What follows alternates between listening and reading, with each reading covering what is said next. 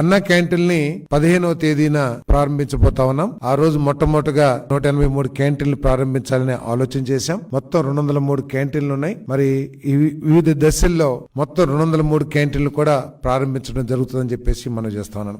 5 సంవత్సరాల్లో దాదాపు 4.5 కోట్ల మంది పేదవాళ్ల ఆకలి తీర్చిన కార్యక్రమం ఇదని చెప్పేసి మనం చేస్తా ఉన్నాం. ఇంత గొప్ప కార్యక్రమాన్ని కేవలం కక్షపూరితమైన ఆలోచనతో, పేదవాడు కడుపు నింపుకుని సంతోషపడకూడదనే ఒక దిగజారిన ఆలోచనతో ఈ అన్న క్యాంటీన్ ని గత ప్రభుత్వం మూసేసింది. మరి ఆ అన్న క్యాంటీన్ ని ఈ రోజు మరి కూటమి ప్రభుత్వం మళ్ళీ 15వ తారీఖున ప్రారంభించడం జరుగుతుందని చెప్పేసి మనం చేస్తా ఉన్నాను. మరి ఇతర రాష్ట్రాల్లో కూడా ఇటువంటి కార్యక్రమాలు పెద్ద ఎత్తున జరుగుతా ఉన్నాయి. నిజంగా జగన్మోహన్ రెడ్డి గారు చెప్తారు ఈ మధ్య ప్రజాస్వామ్యం అని మాట్లాడుతా ఉన్నారు. తెలుగుదేశం పార్టీ కక్షపూరితంగా వ్యవహరిస్తుందని చెప్పేసి ఈయన ప్రతి విషయంలో కూడా గత ప్రభుత్వంలో ప్రతి విషయం కూడా కక్షపూరితంగానే నిర్ణయాలు జరిగినాయని అంటానికి ఈ అన్న క్యాంటీన్ రద్దు కూడా ఒకటని చెప్పేసి మనం చేస్తాను. మన తమిళనాడులో కూడా అమ్మ క్యాంటీన్లు అని చెప్పేసి అక్కడ కూడా పేదవాళ్ళకి కడుపు నింపే కార్యక్రమం చేస్తా ఉన్నారు. మరి తర్వాత అధికారంలోకి వచ్చిన స్టాలిన్ గారు ఎక్కడ కూడా రాజకీయ కక్షతో కానీ లేతే వేరే వాళ్ళ పేర్లు ఉండకూడదు, నా పేర్లే ఉండాలనే ఆలోచనతో ఎక్కడ కూడా